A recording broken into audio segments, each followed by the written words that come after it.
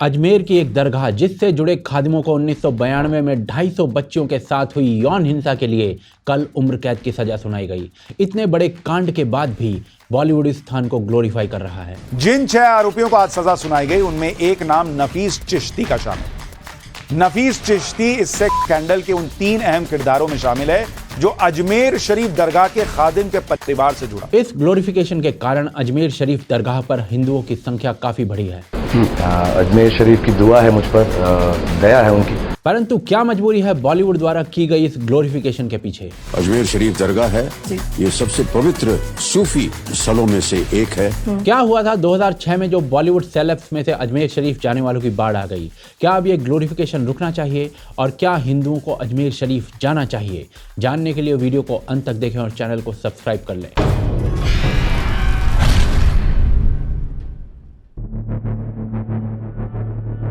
देखिए, आपने बॉलीवुड के अनेकों सेलेब्स को अपनी फिल्म के रिलीज होने से पहले अजमेर शरीफ जाते हुए देखा होगा या फिल्मों में इस मज़ार के ग्लोरिफिकेशन को देखा होगा। ये वीडियो इस ग्लोरिफिकेशन को तोड़ने के लिए है, पर सवाल ये है कि ग्लोरिफिकेशन किया ही क्यों गया और क्यों आज इसे तोड़ा जाना चाहिए। वीडियो को अंत तक देखिएगा, आपको सब समझ आ जाएगा। कल यानी 20 अगस्त 2024 को protection of children from sexual offences यानी पॉस्को कोर्ट ने एक फैसला सुनाया जिसमें 6 लोगों को लाइफ इम्प्रिजनमेंट यानी कि उम्र कैद की सजा सुना दी गई। 5 लाख रुपए का फाइन ठोककर केस था 100 से अधिक हिंदू बच्चियों के साथ की गई सामूहिक यौन हिंसा का और करने वाले अजमेर शरीफ के खादिम थे जिसे अधिकांश लोग नहीं जानते हैं। चलिए कहानी सुनाता हूँ। वो 1990 का साल था। अजमेर के सावित्री स्कूल में 12वीं क्लास में एक लड़की पढ़ रही थी जो एम्बिशियस थी और कांग्रेस पार्टी ज्वाइन करके राजनीति में आना चाहती थी। इस लड़की का कोई जानकार इस लड़की को नफीस और फारूक चिश्ती से मिलवाता है जो कांग्रेस से संबंधित होते हैं और अजमेर शरीफ के खादिम भी होते हैं। इन लोगों का रसूख इतना होता है कि लड़की को कांग्रेस में एंट्री का लालच देते हैं। लड़की को गाड़ी में लिफ्ट देकर उसका विश्वास जीता जाता है। लड़की को कहा जाता है कि और दूसरी लड़कियों को भी लाओ जिन्हें हम कांग्रेस ज्वाइन करवाएंगे। और फिर एक दिन विश्वास में आई इस लड़की को ये दोनों चिश्ती एक फार्म हाउस ले जाते हैं जहां लड़की के नग्न फोटो लिए जाते हैं, उसके साथ यौन हिंसा की जाती है और जान से मारने की धमकी दी जाती है। यहाँ से अजमेर कांड शुरू होता है। अब इस लड़की को ब्लैकमेल करते हुए इस लड़की की सहायता लेकर दूसरी लड़कियों को भी इसी फार्म हाउस पर बुलाया जाता है जो इस समय आप अपनी स्क्रीन पर देख सकते हैं। लालच दिया जाता था पार्टी करने का और कांग्रेस ज्वाइन करवाने का। इन लड़कियों को खाने में कुछ नशा मिलाकर दिया जाता था और उसके बाद नग्न फोटो खींचे जाते थे और फिर उसका प्रयोग करते हुए इन लड़कियों का यौन शोषण किया जाता था। एक बार नहीं, बार बार, एक आदमी द्वारा नहीं, कई लोगों द्वारा। जिन फोटोज के आधार पर एक ब्लैकमेल चल रहा था, ऐसा एक फोटो आप अपनी स्क्रीन पर देख सकते हैं ब्लर्ड फॉर्मेट में। इतना सब जब इन लड़कियों के साथ हो गया तब जाकर इन्होंने पुलिस को कंप्लेंट करने के बारे में सोचा, पर पुलिस को जैसे ही इस केस के बारे में पता चला तो पुलिस वाले खुद डर गए क्योंकि ये पुलिस वाले उस क्षेत्र में होने वाले लीगल मैटर्स के लिए इन्हीं चिश्ती खादिमों की हेल्प लेते थे। तो फिर इस कांड का पता कैसे चला? तो जी, ये लोग लड़कियों की फोटो लेने के बाद उन्हें डेवलप करवाने के लिए एक लैब में जाते थे। कुछ समय बाद इस लैब के एक एम्प्लॉय ने वो फोटो लीक करने आरंभ कर दिए और एक व्यक्ति के माध्यम से ये दैनिक नवज्योति नाम के न्यूज़पेपर में पहुंच गए। रिपोर्टिंग आरंभ हुई और आज 32 साल बाद ये दोषियों को सजा हो रही है। 250 से अधिक लड़कियां इस कांड में प्रताड़ित हुई थी। ये सब लड़कियां हिंदू थी, इनमें IAS IPS की बेटियां भी थी। इस कांड को करने वाले चिश्ती कांग्रेस और अजमेर शरीफ से जुड़े हुए थे तो मुद्दा दबा दिया गया था। बॉलीवुड आज इसी स्थान को ग्लोरीफाई करता हुआ दिखता है, पर क्यों और कैसे? और क्या कुछ लोगों द्वारा किए गए किसी गलत काम के कारण किसी स्थान की महत्ता कम हो सकती है? चलिए इसे आगे समझते हैं। अजमेर शरीफ दरगाह की जो महत्ता है ना, वो धीरे धीरे बढ़ी है, हमेशा से इतनी नहीं थी। जो आज आपको इस स्थान पर भीड़ दिखाई देती है, हमेशा इतनी नहीं थी। अगर आप पुरानी फिल्मों के एक्टर्स को देखोगे तो आपको ढूंढे भी उनके फोटोज या आर्टिकल्स नहीं मिलेंगे कि ये फलाना एक्टर अजमेर शरीफ गया। जितेंद्र अजमेर शरीफ गए लेकिन 2017 में गए। अमिताभ ने भी अजमेर शरीफ में चादर 2011 में चढ़ाई, लेकिन उन्होंने साथ साथ ये भी बताया कि इससे पहले 40 वर्ष पहले वो यहाँ पर विजिट कर चुके हैं। पर इस प्रकार की स्टोरीज बाकी के एक्टर्स की नहीं है। गोविंदा भी अजमेर शरीफ गए, पर वो भी 2010 में गए। अजमेर शरीफ दरगाह की जो वेबसाइट है ना, वहाँ पर सभी सेलेब्स के फोटोज लगे हुए हैं जिन्होंने यहाँ पर विजिट किया है। उसमें पुराने हीरो हीरोइंस की फोटोज ना नहीं है। और जो हैं वो रीसेंट विजिट्स की हैं। फिर हमने इस फिनोमिनन को समझने के लिए गूगल सर्च किया 1995 से 2005 तक का, और हमें एक भी आर्टिकल या एक भी बॉलीवुड एक्टर की फोटो नहीं मिली जो इस पीरियड में अजमेर शरीफ गया हो। हम इस बात को मानते हैं कि पुराने आर्टिकल्स को कई वेबसाइट्स हटा लेती हैं, लेकिन एक भी आर्टिकल ना मिलना ये थोड़ा अचंभित करता है। फिर आता है वर्ष 2006 और एक फिल्म आती है कच्ची सड़क, और इस फिल्म में एक गाना होता है जिसमें मिथुन चक्रवर्ती गेस्ट अपीयरेंस देते हैं। नसीब वालों को अजमेर बुलाते ख्वाजा। ये जो गाना अभी आपने देखा ये अजमेर शरीफ की दरगाह में शूट हुआ था, और ये इतिहास में पहली बार था जब अजमेर शरीफ की दरगाह को किसी फिल्म में या किसी गाने में दिखाया गया हो। यानी अजमेर शरीफ को 2006 में किसी फिल्म में दिखाया गया पहली बार। फिर हमने गूगल सर्च किया वर्ष 2006 को, और उसमें हमें केवल कटरीना कैफ दिखी जो अजमेर शरीफ गई थी, और उनकी विजिट पर भी बवाल मच चुका था क्योंकि वो स्कर्ट में चली गई थी। फिर आता है वर्ष 2007, और 2007 में हिमेश रेशमिया अजमेर दरगाह में विजिट करते हैं, और ये भाई साहब बुर्के में चले जाते हैं। मतलब अभी तक बॉलीवुड को ये समझ में नहीं आ रहा था कि अजमेर शरीफ जाना कैसे है। महिला स्कर्ट में चली जाती है और पुरुष बुर्के में। फिर वर्ष 2008 आता है और एक फिल्म आती है जोधा अकबर, और उस फिल्म में गाना होता है ख्वाजा मेरे ख्वाजा। AR रहमान का ये गाना सारे रिकॉर्ड्स तोड़ रहा था। गाने का जो प्रमाइस था वो अजमेर था, और गुणगान हो रहा था ख्वाजा गरीब नवाज यानी अजमेर दरगाह के मोइनुद्दीन चिश्ती का। इस गाने के कमेंट सेक्शन में आप जाओगे तो आपको केवल यही मिलेगा, मैं बौद्ध हूँ, मैं हिंदू हूँ, मैं सिख हूँ, पर ये गाना मेरा फेवरेट है। फिर 2009 आता है और प्रियंका चोपड़ा अजमेर शरीफ पहुंच जाती हैं। 2009 में ही रहमान अजमेर शरीफ के पास अपना एक घर ले लेते हैं। फिर 2010 में अजय देवगन अजमेर शरीफ पहुंचते हैं।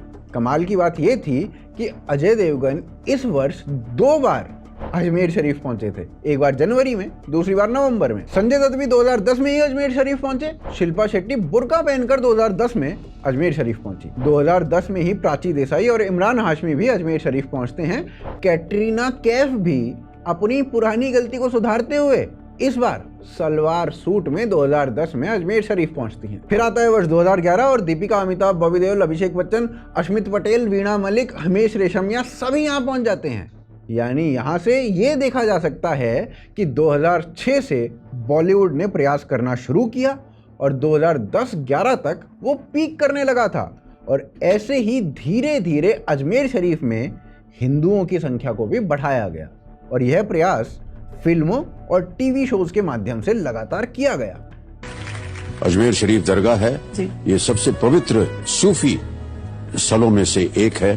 और जैसे कि आपने कहा आप 2 बार गई हैं वहां पर, और एक बहुत ही अच्छा वातावरण बनता है, बहुत ही डिवाइन एक्सपीरियंस था। और आज भी बॉलीवुड के कुछ लोगों का अजमेर शरीफ जाना लगातार चल रहा है। पिछले वर्ष टाइगर श्रॉफ गए थे, थोड़े समय पहले अजय देवगन गए थे। हाँ, ये बात अवश्य है कि पहले के मुकाबले थोड़ा कम हो चुका है, परंतु प्रश्न यहाँ ये आता है कि बॉलीवुड ने अजमेर शरीफ का अचानक से ऐसा ग्लोरिफिकेशन क्यों किया। ये ना आगे देखते हैं।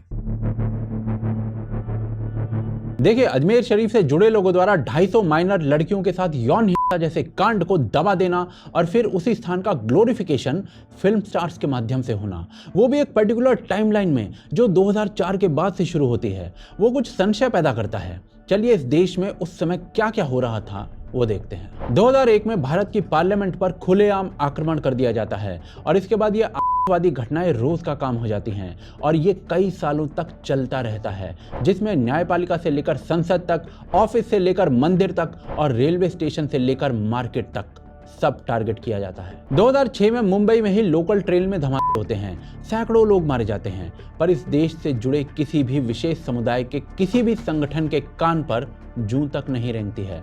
पर 2008 में मुंबई ताज अटैक होता है, जिसमें सब हाई प्रोफाइल लोग मारे जाते हैं, और लगभग इसी समय देवबंदी संगठन को आतंक के विरुद्ध एक फतवा निकालना पड़ता है। सरल शब्दों में मैं ये कहना चाह रहा हूँ कि ये वो समय था जब संगठन भारत पर रोज आक्रमण करते थे और इस देश में एक विशेष समुदाय के लिए एक विशेष भाव पैदा होता जा रहा था। और तब 2005 के बाद से अचानक से भारत में कुछ चीजें ऐसी होने लगती हैं जिन्हें मैं एक एक करके अब आपको गिनवाता हूं। 2005 के बाद पाकिस्तानी सिंगर्स और एक्टर्स की एक पूरी फौज को भारत में काम मिलना चालू हो गया था, जिसका कारण अमन की आशा थी, परंतु उससे काम भारत के कलाकारों का छिन रहा था। They come here without a work permit. They are not supposed to work here without a work permit.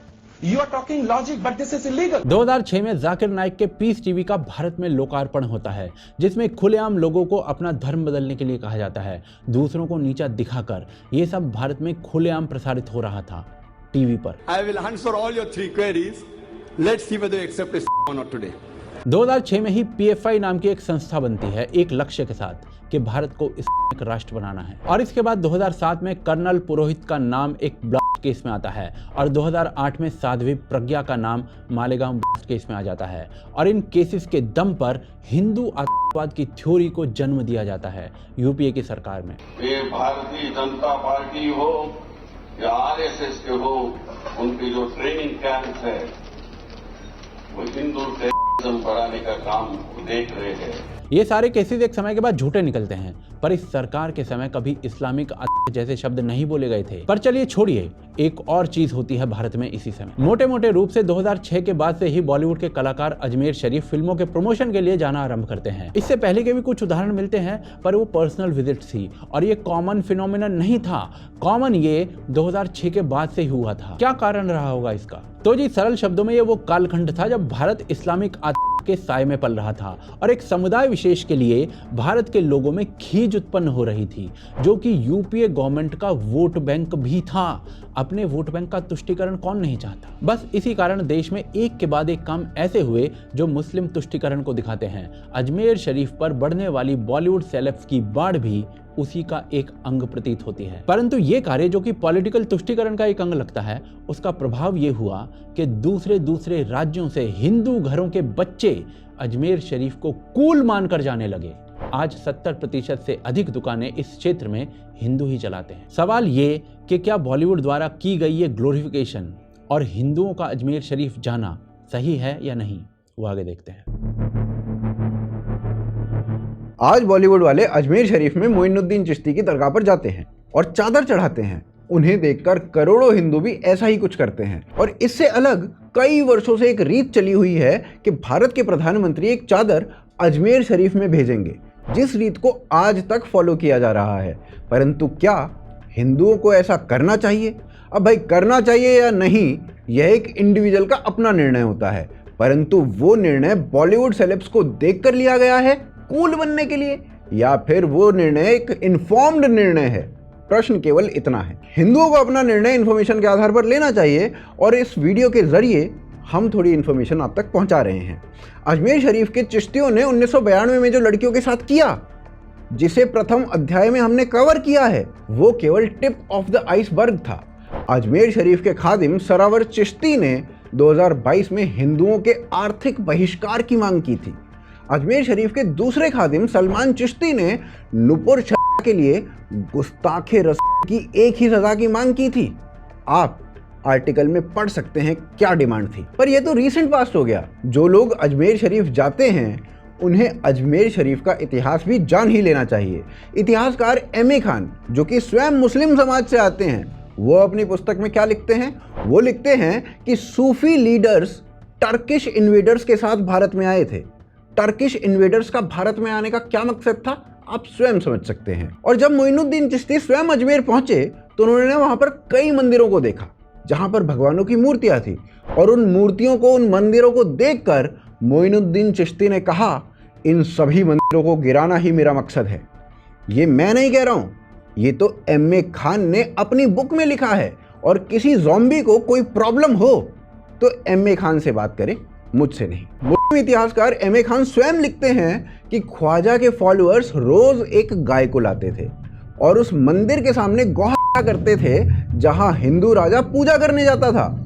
Moinuddin Chishti ने इस्लाम की शक्ति दिखाने के लिए हिंदुओं की 2 पवित्र झीलों को सुखा दिया था। इतिहासकार एम.ए. खान फिर आगे लिखते हैं कि मोइनुद्दीन चिश्ती भारत में जिहाद करने आए थे अपने फॉलोअर्स को उसी के लिए साथ लाए थे और मोहम्मद गौरी के साथ जिहाद में शामिल हुए थे। जब पृथ्वीराज चौहान को हराया गया था ना, तो उस जीत का क्रेडिट लेते हुए मोइनुद्दीन चिश्ती ने स्वयं कहा था, हमने पृथ्वीराज चौहान को हराकर इस की आर्मी को दे दिया है। अजमेर शरीफ के स्वयं की वेबसाइट के एक पुराने वर्जन पर दरगाह अथॉरिटी ने मेंशन किया था कि कैसे ख्वाजा के एक फॉलोअर ने एक हिंदू राजा की बेटी का अपहरण किया, फिर अपने आका यानी ख्वाजा जी को उस हिंदू राजा की बेटी को उपहार स्वरूप दिया गया, फिर उसका रिलीजन बदला गया और उसे नाम दिया गया बीबी उमतुल्ला, और उसके बाद ख्वाजा जी ने उस लड़की के साथ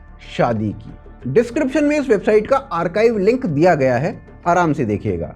और यही बात सैयद अतर अब्बास रिजवी ने भी अपनी बुक में लिखी थी।